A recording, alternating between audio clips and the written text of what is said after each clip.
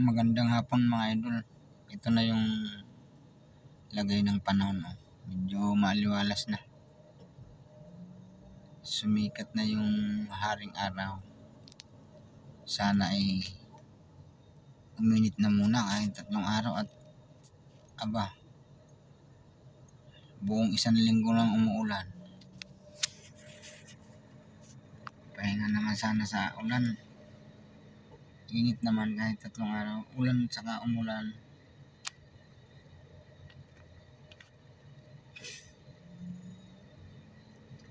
Grabe nang hinaharap ng problema ng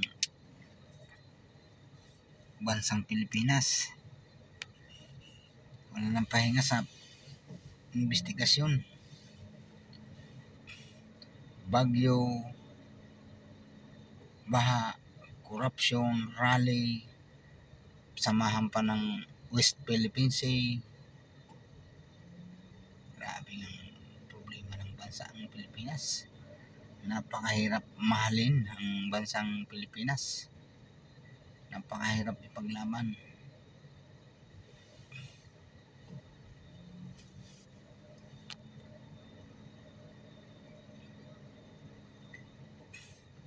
Ang bansang Pilipinas ay napakaganda sana.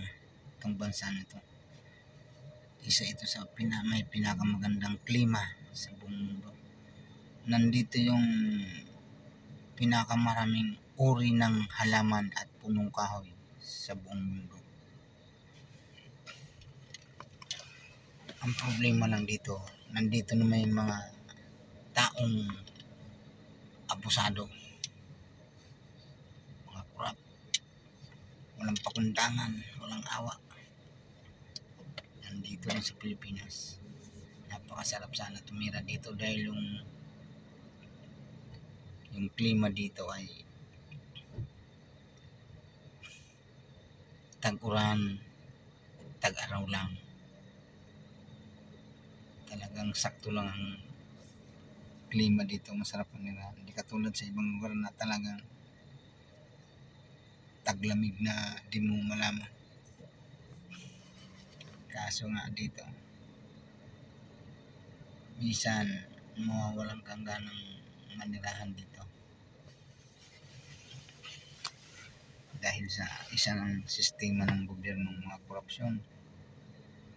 Wala na silang katigil-tigil sa pagnanakaw ng pundo ng bayan. Tapos marusip.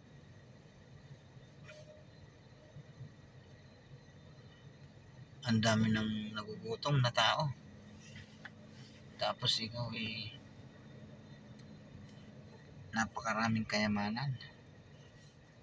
Okay lang yung kayamanan mo kung galing sa legal na paraan, napakaganda no. Pero kung galing sa korupsyon, puta, parang walang lasang pagkain no. Bibili mo ng masarap na pagkain, parang walang lasa yun. Kung ikaw ay matuwid na tao.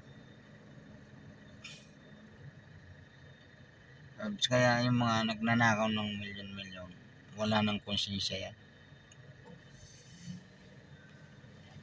Kasi kung ikaw taong mabuti talaga ang laman ng puso mo, yung 1 milyon nga lang na manakaw mo, para ka na, hindi ka na mapapakali nun. Hindi ka na makakatulog ng maayos. Pero itong mga talagang totoong nagnakaw, yung totoong nagnakaw ng mga milyones, ay talagang wala nang kaluluwa mga ito.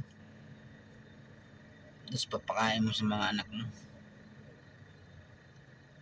Kukuha ka ng kasambahay, boy, driver, bodyguard. Ang turing sa'yo ay para kang hari. Tapos yung pinasisildo mo lang sa kanila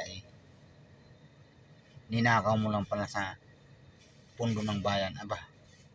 Wala kang kaluluwa no. Naaatin mo ang ganoon. Alagad ka na nun ni Lucifer.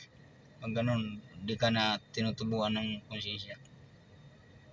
Ito, yun, may mga tao palang ganun. Sus marusip. Kung yung ang ibang tao na hirap sa buhay, kailangan ng pera.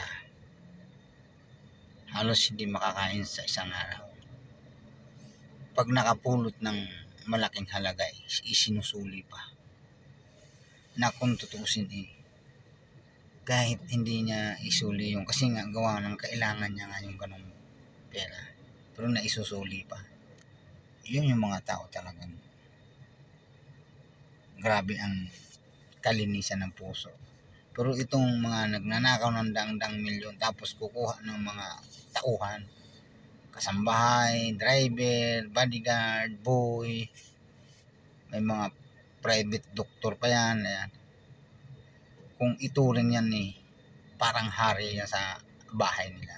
Tapos ninakaw mo lang pala sa pundo ng bayan. Diba? Parang hindi ka ba nahihiya sa sarili mo?